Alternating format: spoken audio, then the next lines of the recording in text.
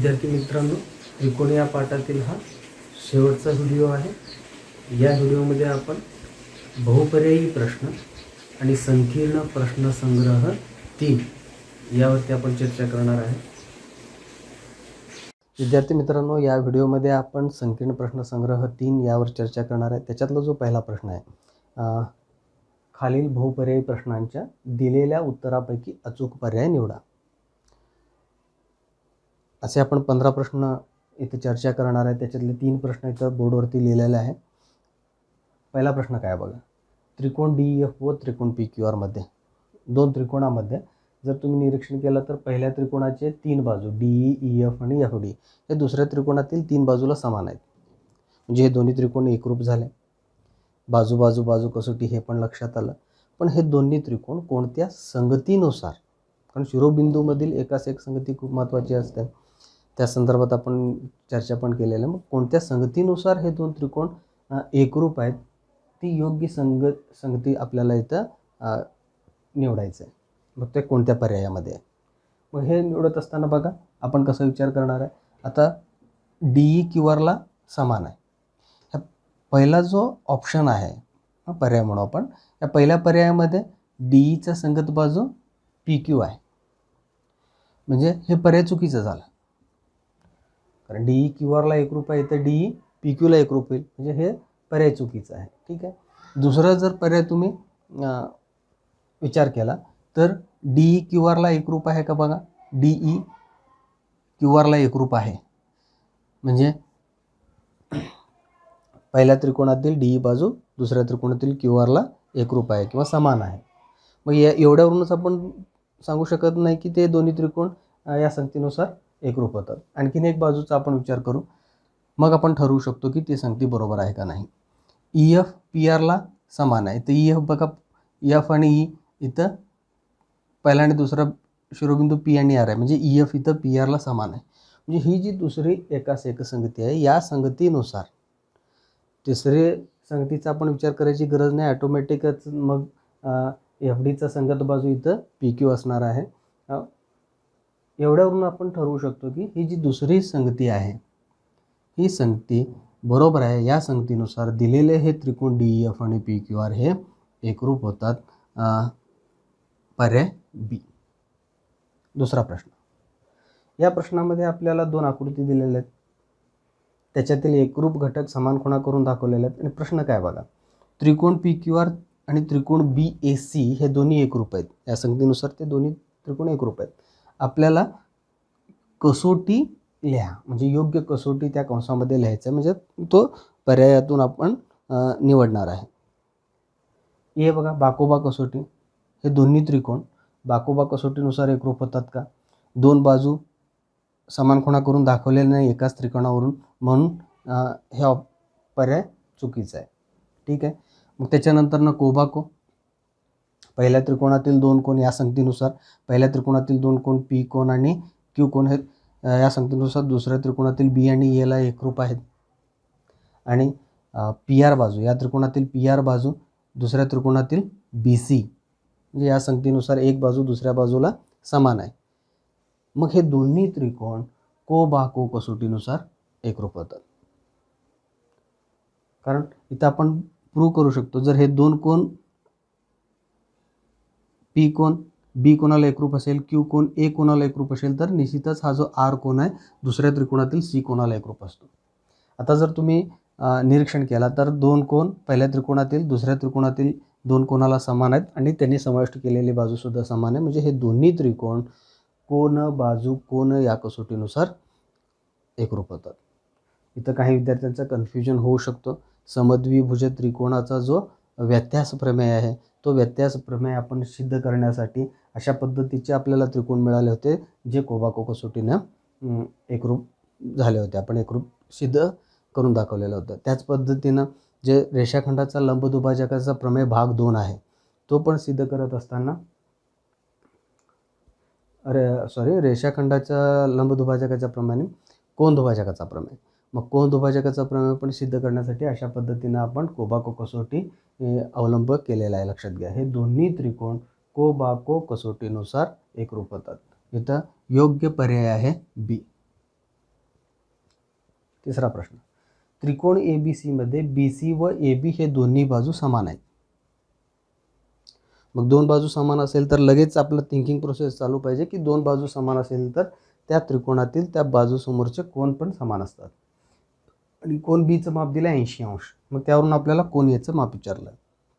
बघा, पहिल्यांदा ह्या दिलेल्या गोष्टीवरून आपल्या लक्षात आलं पाहिजे की BC बरोबर AB आहे, बरोबर. मग BC बरोबर AB असेल तर त्रिकोण ABC मध्ये BC समोरचा कोन A आणि AB समोरचा कोन C हे दोन्ही कोन समान मापाचे असणार. सोडवायचं नाही, आपण स्टेप वाईज विचार करू लागलो. लक्षात घ्या, पैकी B कोणाचं माप 80 अंश, हे दोन्ही कोन समान मापाचे, त्याला जर X मानलं, याच्यातला जो तिसरा कोन आहे B कोन 80 अंश आहे. मग B कोन 80 असेल तर ह्या दोन कोनाची मापांची बेरीज, उरलेल्या दोन्ही कोनाची मापांची बेरीज कोन A आणि कोन C, या दोन्हीची बेरीज 100 येणार.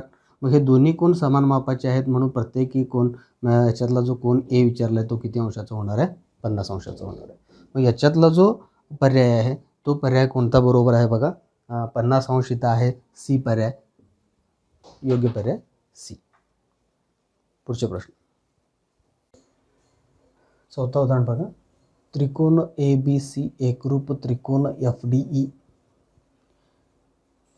AB ची लांबी दिलेली आहे 5 सेमी. पहिल्या त्रिकोणातील AB बाजू, पहिल्या त्रिकोणातील B कोन आणि A कोनाचं माप दिलेलं आहे.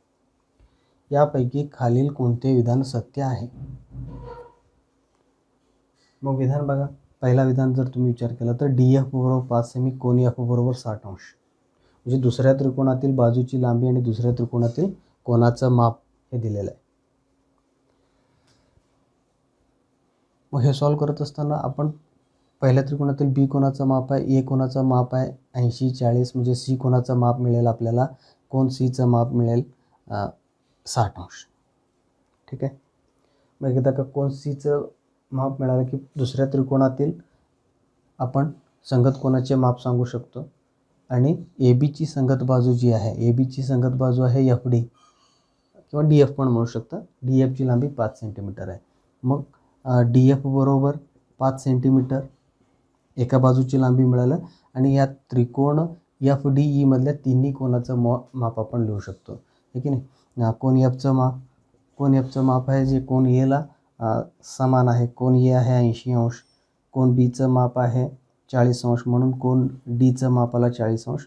आणि कोन Cचं माप आपण काढलेला आहे 60 अंश म्हणून कोन Eचं माप आहे 60 अंश. म्हणजे एक गोष्ट लक्षात ठेवा की ह्या दिलेल्या माहितीवरून आपण दुसऱ्या त्रिकोणातील प्रत्येक कोनाचं माप आणि दुसऱ्या त्रिकोणातील DF बाजूची लांबी काढू शकतो. मग इथं यापैकी कोणतं विधान सत्य आहे तुम्ही चेक करू शकता. पहिल्या विधानामध्ये DF ची बाजू 5 सेंटीमीटर हा एवढा विधान सत्य आहे. मग पुढं कोन Fचा माप 60 अंश म्हणलं, कोन Fचा माप 80 अंश आहे, म्हणजे पहिला विधान हे चुकीचं आहे. दुसरं विधान बघा, DF ची लांबी 5 सेंटीमीटर, DF ची लांबी 5 सेंटीमीटर आणि कोन E बरोबर 60 अंश, कोन E बरोबर 60 अंश आहे. म्हणजे हे जे दुसरं विधान आहे हे दुसरं विधान बरोबर आहे, म्हणजे पर्याय B. बघा, बहुपर्यायी प्रश्नामध्ये तुम्हाला प्रत्येक गोष्ट सोडवत बसायची गरज नाही. मग तुम्ही कशा पद्धतीनं थिंकिंग करता आणि योग्य पर्याय निवडता हे खूप महत्त्वाचं आहे. आणि त्याच्यासाठी थोडंसं तुम्ही थिंकिंग प्रोसेस जो आहे तो डेव्हलप करायला पाहिजे. इथं आपण काय केलं लक्षात येतं का बघा, परत एकदा मी रिपीट करतो. त्रिकोण ABC मधल्या एका बाजूची लांबी दिली आहे, त्रिकोण ABC मधल्या दोन कोनाचं माप दिलं आहे. याच्यावरून आपण त्रिकोण ABCचा जो तिसरा कोन आहे त्याचं माप आपण काढू शकतो. आणि हा जो त्रिकोण ABC आहे तो दुसऱ्या त्रिकोण FDEला तो एकरूप आहे. मग या FDEला एकरूप असेल तर आपण त्याचे जे संगत कोन आहेत त्या संगत कोनाची मापं आपण लिहू शकतो. आणि त्याची संगत बाजू जे एक दिलेलं आहे ABC मधलं त्याच्या संगत बाजूची लांबी सांगू शकतो. याच्यावरतीच खाली ऑप्शन्स आहेत, त्याच्यातलं योग्य जो अचूक पर्याय आहे तो आपल्याला निवडायचा होता, जे सत्य विधान होतं. ठीक आहे. अतिशय सोपा प्रश्न आहे. पाचवा बघा, कोणत्या प्रकारच्या त्रिकोणासाठी सर्व मध्यगा समान असतात? हे लक्षातच ठेवा. कोणत्या त्रिकोणासाठी तर ते समभुज त्रिकोणासाठी. हे आहे ऑप्शन D, हा ऑप्शन C आहे बरं का. इथं समभुज त्रिकोणाचे सर्व मध्यगा समान असतात, म्हणजे या पाचव्या प्रश्नासाठी योग्य पर्याय आहे D. ठीक आहे. इकडं पुढचा प्रश्न बघा, हे चौथा प्रश्न झाला. पाचवा, हा 6वा आहे. हे 7वा प्रश्न आणि हे 8वा प्रश्न. थोडंसं क्रम बदलू. ठीक आहे. या 6व्या प्रश्नामध्ये बघा, आकृतीमध्ये तुम्हाला 2 त्रिकोण दिसतात आणि ते दोन्ही त्रिकोण एकरूप आहेत कर्णभुजा कसोटीनुसार. इथं प्रश्न आहे ते दोन्ही त्रिकोण कोणत्या संगतीनुसार एकरूप होतात. मग तर ती योग्य संगत आपल्याला या पर्यायातून निवडायचं आहे. मग हे निवडत असताना पहिल्यांदा बघा, बीचा संगत शिरोबिंदू डी होईल, कारण बी कोण काटकोन आहे, डी कोण काटकोन आहे, कोणाचा आपण विचार केला, बीचा संगत कोण डी आहे. इथं या ऑप्शनमध्ये बघा, बीचा संगत कोण इथं ई आहे, म्हणजे हे पहिला ऑप्शन चुकीचं आहे. बीचा संगत कोण इथं एफ आहे, हे पण दुसरा ऑप्शन चुकीचं आहे. सीमध्ये बघा, बीचा संगत कोण डी आहे, म्हणजे हे बरोबर आहे लगे असं डिसिजन घेऊ नका. आता आपण फक्त एक शिरोबिंदू चेक केलेला आहे. इथं पण तुम्ही बघितलं तर बीचा संगत शिरोबिंदू डी आहे. दोन्ही पर्याय तर बरोबर असणार नाही, म्हणून आणखीन एक संगत शिरोबिंदूची जोडी आपल्याला हुडकायचं आहे. बघा, मग आकृतीमध्ये बीपासून मी स्टार्ट करतो. हा जो बी ए बाजू आहे, पहिल्या त्रिकोणातील जी बी ए बाजू आहे ती दुसऱ्या त्रिकोणातील जो बीचा संगत शिरोबिंदू डी होता, डीपासून एकरूप असणारी बाजू आहे डी एफ. याचाच अर्थ बीचा संगत शिरोबिंदू तर डी आहे, एचा संगत शिरोबिंदू होईल ई. म्हणून या सी ऑप्शनमध्ये बघा, पहिला आणि दुसरा ए आणि बी हे दोन्ही पर्याय चुकीचे आहेत. सीमध्ये एचा संगत शिरोबिंदू एफ आहे, पण एचा संगत शिरोबिंदू ई पाहिजे.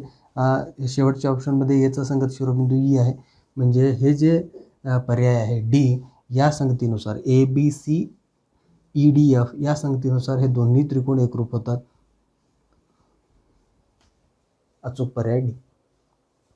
7वा, एका त्रिकोणाच्या 2 भुजा 5 सेमी व 1.5 सेमी असतील.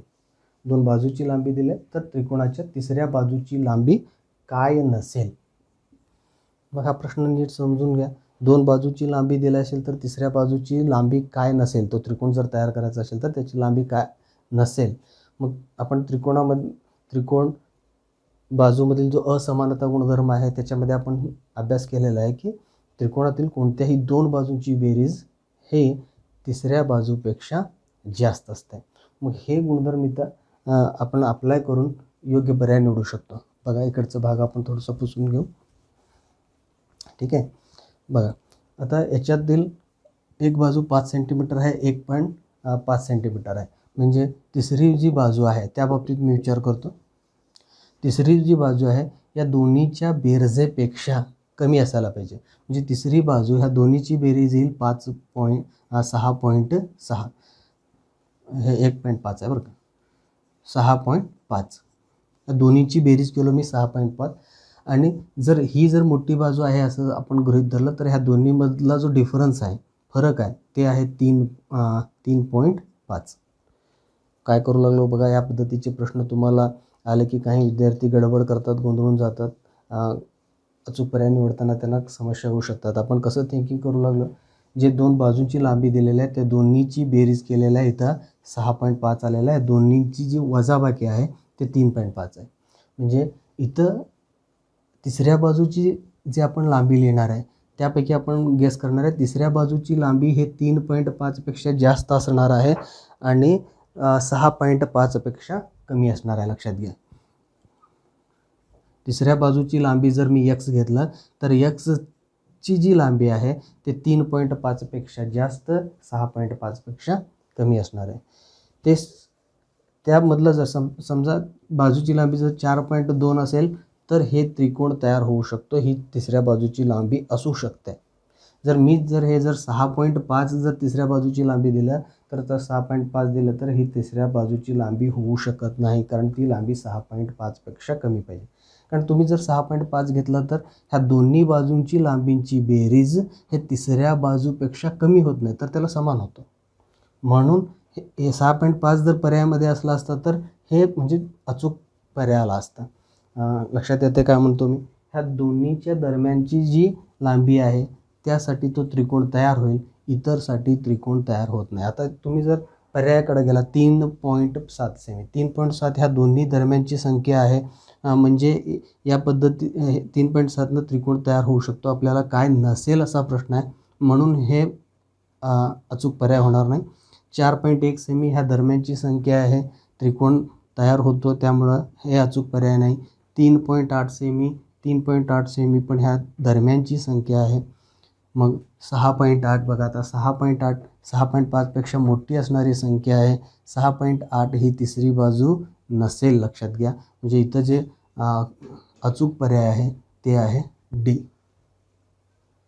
हे लक्षात, या पद्धतीनं तुम्हाला हे पर्याय निवडायचा आहे. समजा आता आणखीन एका त्रिकोणातील दोन बाजू जर 6 आणि 8 असतील तर लक्षात घ्या तिसरी बाजू काय नसेल, तिसरी जी बाजू आहे काय नसेल जर असा प्रश्न असेल तर ह्या दोन्हीची बेरीज येणार 14. ह्या दोन्हीमधला फरक आहे 2. म्हणजे तिसरी बाजू जी आहे 2पेक्षा मोठी आहे, 14पेक्षा लहान आहे. मग तिसरी बाजूची लांबी जर 14 पॉईंट समथिंग किंवा 14पेक्षा मोठी संख्या कोणतीही दिली असेल तर हे काय आहेत, यासाठी त्रिकोण तयार होत नाही.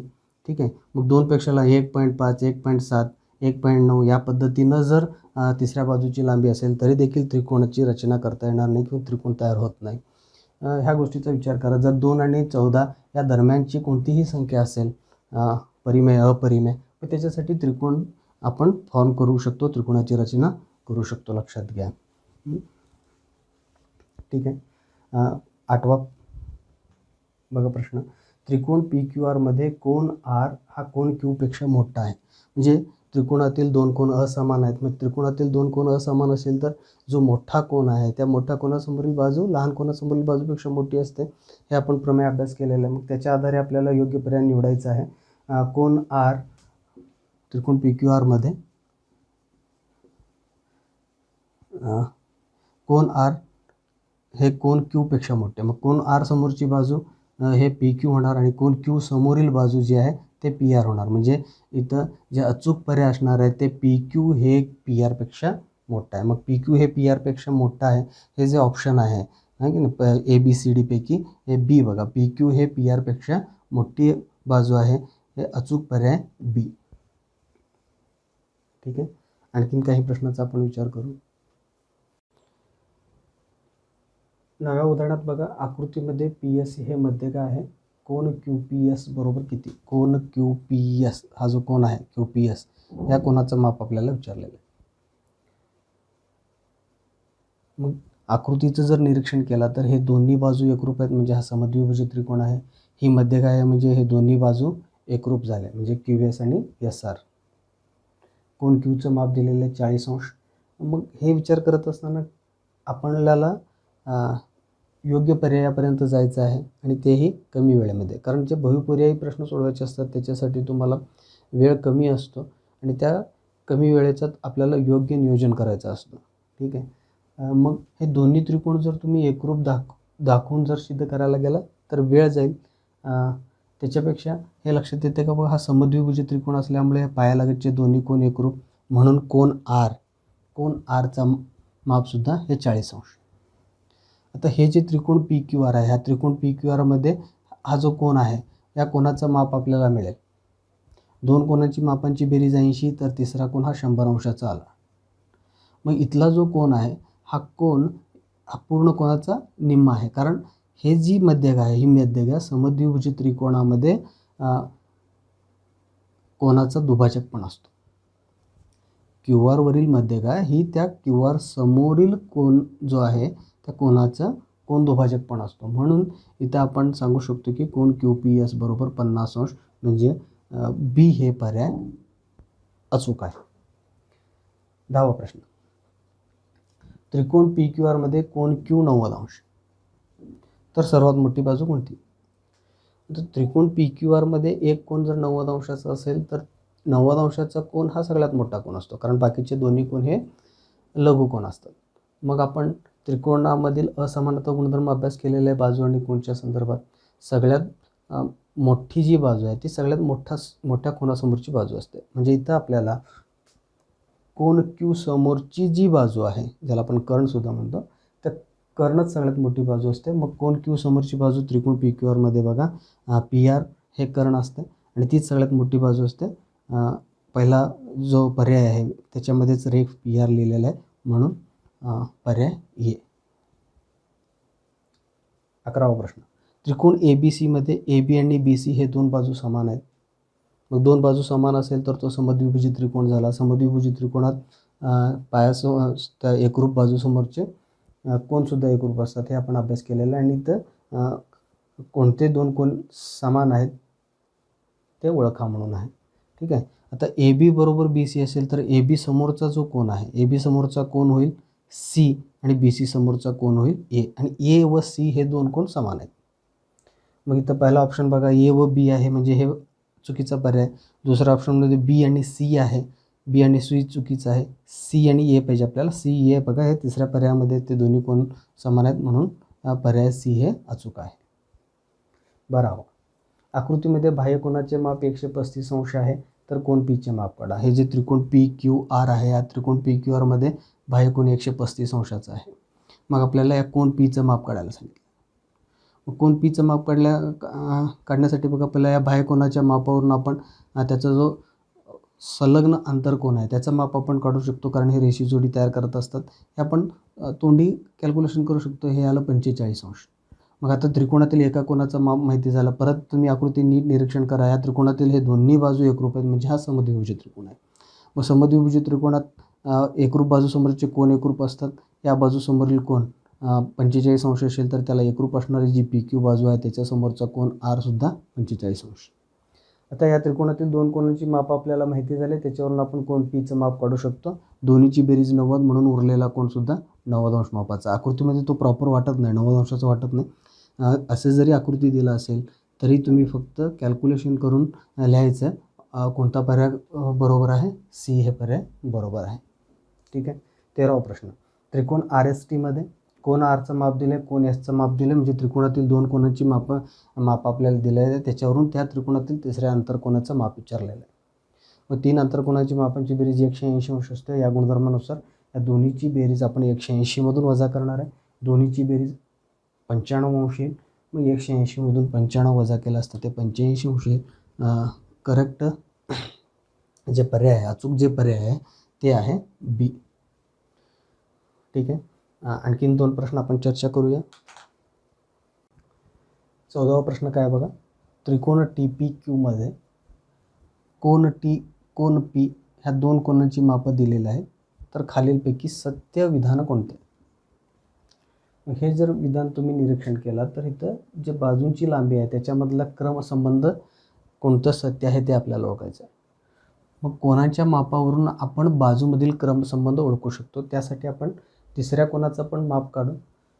कोन टी 65, कोन पी 95 अंश या दोन कोनाच्या मापांची बेरीज येणार आहे 160 अंश. म्हणून ह्याच्यातला जो तिसरा कोन क्यू आहे, क्यू कोनाचा माप 20 अंश आला.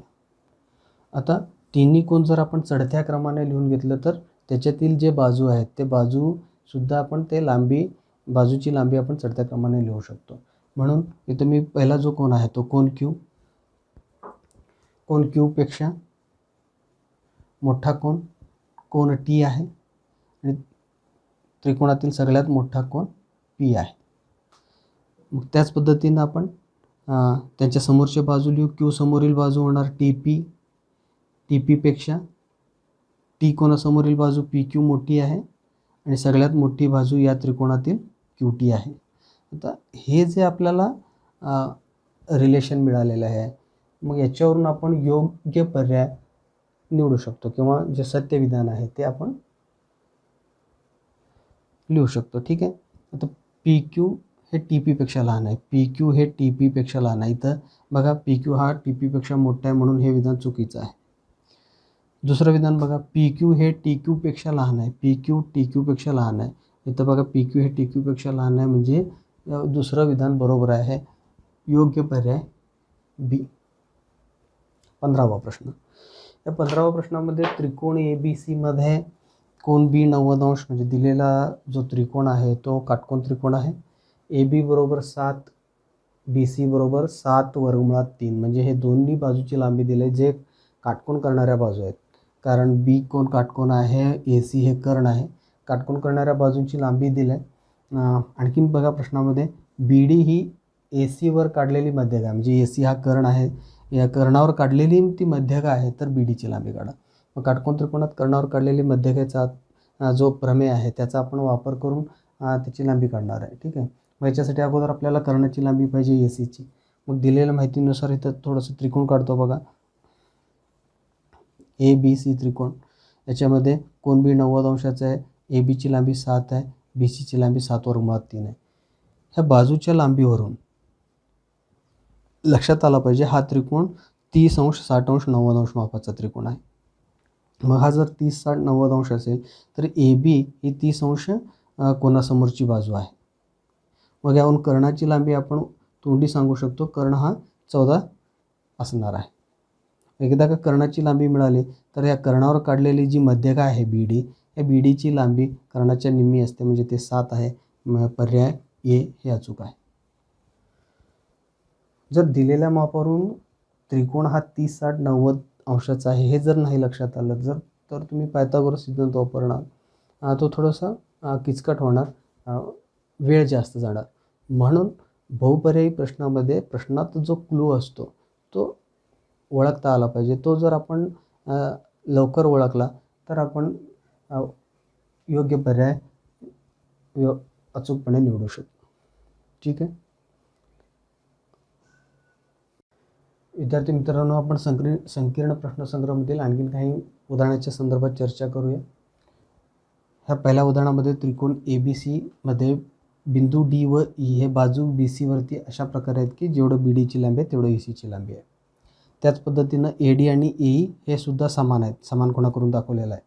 ही दिलेली माहिती आहे. याच्यावरून आपल्याला सिद्ध काय करायचं आहे, त्रिकोण ए डी बी एकरूप त्रिकोण ए ई सी हे दोन्ही त्रिकोण एकरूप आहेत हे आपल्याला सिद्ध करायचं आहे. मग हा जो त्रिकोण आहे इकडचा आणि हा त्रिकोण, हे दोन्ही त्रिकोण एकरूप सिद्ध करायचं. त्यासाठी त्रिकोण एकरूपतेच्या कसोट्याचा जर तुम्ही पहिल्यांदाच विचार केला तर या त्रिकोणातील 2 बाजू एकरूप आहेत, दुसऱ्या त्रिकोणातील 2 बाजूला मग बाजू तिसरी बाजू हे आपण एकरूप सिद्ध करू शकतो का, त्या संदर्भात पण विचार करू शकता, कारण बाबा कसोटीनुसार दाखवता येईल. पण आणखीन एक कसोटी आहे बाजू कोण बाजू, त्या कसोटीनुसार पण विचार करू शकता. हे दोन्ही कोण तुम्हाला एकरूप दाखवावं लागेल, 2 बाजूंनी समाविष्ट केलेला कोण. मग ह्या दिलेली जी माहिती आहे त्याच्यामध्ये बी डी ई सीला एकरूप आहे, ए डी ए ईला एकरूप आहे. ह्या दिलेल्या माहितीवरून आपल्याला हे दोन्ही त्रिकोण एकरूप सिद्ध करायचे आहे. जर ह्या त्रिकोणाचा जर विचार केला तर हा समद्विभुज त्रिकोण आहे, त्रिकोण ए डी ई. त्रिकोण ए डी ई हा समद्विभुज त्रिकोण आहे. त्या ए डी ईमध्ये तुम्ही कोन डी आणि कोन ई हे दोन्ही समान आहे सिद्ध करू शकता. याची सिद्धता तुम्हाला लिहायची आहे. मी कसं पायऱ्याने विचार करायचे आहे त्या संदर्भात तुमच्याशी चर्चा करत आहे. हे त्रिकोण ए डी ई घ्या, ए डी ईमध्ये 2 बाजू समान दिलेल्या आहे. मग त्याच्यावरून कोन डी आणि कोन ई हे दोन्ही कोन एकरूप आपण सिद्ध करू शकतो. हे 2 कोन एकरूप असतील तर त्यांचे जे लगतचे कोन आहेत, जे रेषी जोडी तयार करतात, ते रेषी जोडी तयार करणारे लगतचे कोन ते पण समान मापाचे आहेत हे आपण दाखवू शकतो. म्हणजे यावरून आपण दाखवू शकतो कोन ए डी बी बरोबर कोन ए ई सी.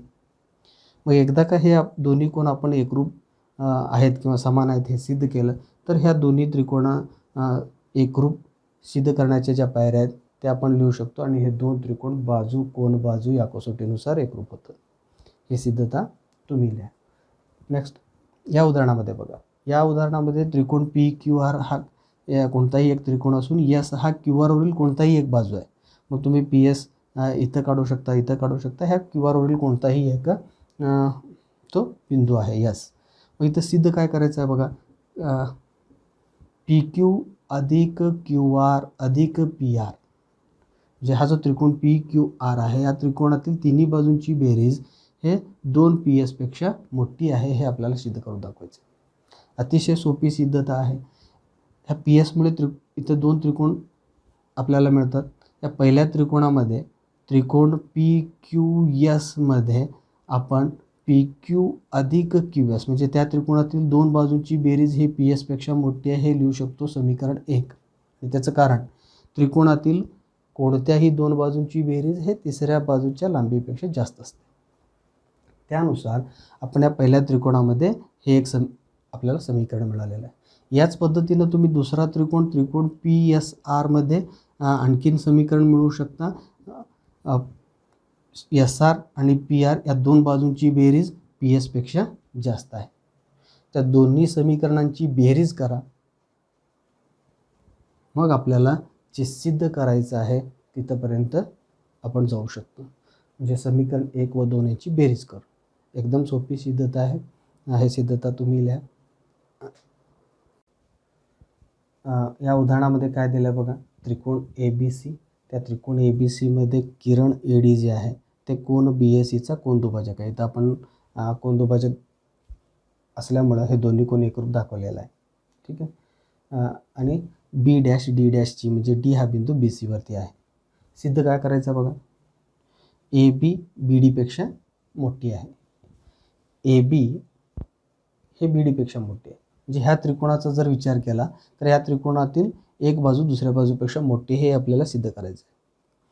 मग हे सिद्ध करण्यासाठी त्यांच्या समोरील जे कोन आहेत त्या कोनामधील क्रमसंबंध आपल्याला मिळवावा लागेल. म्हणजे थोडक्यात आपल्याला ह्या त्रिकोणाचा जर विचार केला तर AB समोरचा जो कोन आहे, AB समोरील कोन आहे ADB आणि BD समोरील कोन होईल BD या बाजू समोरील कोन होईल BAD. हा जो कोन BAD आहे, कोन BAD पेक्षा कोन ADB मोठे हे आपल्याला सिद्ध करावं लागेल. हे सिद्ध केलं की आपण लिहू शकतो त्रिकोण ABD मध्ये AB हा BD पेक्षा मोठा आहे. मग ह्याची सिद्धता आपण कसं मिळवू शकतो, हे आपण कसं सिद्ध करू शकतो बघा. सोपं आहे. हे दोन्ही कोन एकरूप पक्ष कोन BAD बरोबर कोन DAC, समीकरण 1 पक्ष. ठीक आहे. आता हा जो कोन ADB आहे, हा ADB कोन आपण DAC कोनापेक्षा मोठा आहे हे सिद्ध करू शकतो. कारण हा जो कोन आहे त्रिकोण DACचा बाह्य कोन आहे आणि बाह्य कोनाचे माप हे प्रत्येक दूरस्थ अंतर कोनापेक्षा मोठा असतो. हा बाह्य कोनाचा गुणधर्म. त्या गुणधर्मानुसार आपण लिहू शकतो. इथं तुम्ही वाक्य लिहावं लागेल. याची सिद्धता तुम्हाला लिहायची आहे. इथं कोणतं वाक्य येणार, कोन ADB हा त्रिकोण ADCचा बाह्य कोन आहे म्हणून कोन ADB हे कोन मोठा आहे दूरस्थ अंतर कोनापेक्षा. कोणतं दूरस्थ अंतर कोण विचारात घेणार आपण, DAC, समीकरण 2 आणि कंसामध्ये लिहा बाह्य कोनाचे गुणधर्म. ठीक आहे. आता हे दोन्ही समीकरण जर तुम्ही निरीक्षण केला तर ह्या दोन्ही समीकरणावरून आपण लिहू शकतो की हा जो ADB कोन आहे, ADB कोन DAC पेक्षा मोठा आहे. याचाच अर्थ DAC कशाला समान आहे, BADला. म्हणून समीकरण 1 व 2 वरून आपण लिहू शकतो कोन ADB हे कोन BAD पेक्षा मोठा आहे, हे समीकरण 3. आता तुम्ही त्रिकोण ABD घ्या. त्या त्रिकोणामध्ये आपल्याला हा रिलेशन मिळालेला आहे कोनामधले. हे दोन्ही कोन असमान आहेत. मग मोठ्या कोनासमोरील बाजू हे लहान कोनासमोरील बाजूपेक्षा मोठी असते हे आपण लिहू शकतो. म्हणजेच आपण AB हे BD पेक्षा मोठा आहे हे सिद्ध करू शकतो. अशा पद्धतीने याची सिद्धता तुम्हाला लिहायची. या उदाहरणामध्ये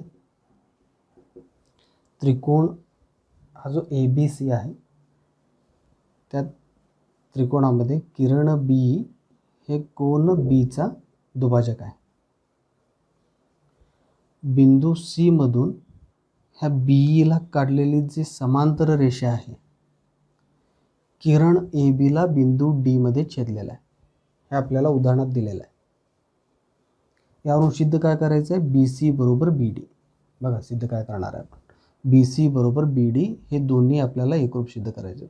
हे एकरूप सिद्ध करण्यासाठी हा जो त्रिकोण BCD आहे, ह्या BCD मधले हे दोन्ही कोन म्हणजे या बाजू समोरचे कोन, BC समोरचा कोन होईल D आणि BD समोरील कोन होईल हा C कोन म्हणजे BCD कोन. हे दोन्ही कोन आपल्याला एकरूप सिद्ध करावं लागेल. उदाहरणामध्ये आपल्याला हे दोन कोन एकरूप दिलेत. हे दोन्ही रेषा समांतर आहेत. हे दोन्ही कोन आपण जर एकरूप सिद्ध केलं तर हे दोन्ही बाजू समान आहेत हे आपण सिद्ध करू शकतो. त्यासाठी याची सिद्धता मी सांगतो, तुम्ही नंतर हे लिहून पूर्ण करायचं आहे. मग ह्या कोनाला जर आपण नाव दिलं A आणि B, तर A आणि B हे दोन्ही कोन समान आहेत. जे आपण एकरूप सिद्ध करणारे कोन आहे त्या कोनाला पण आपण नाव देऊ.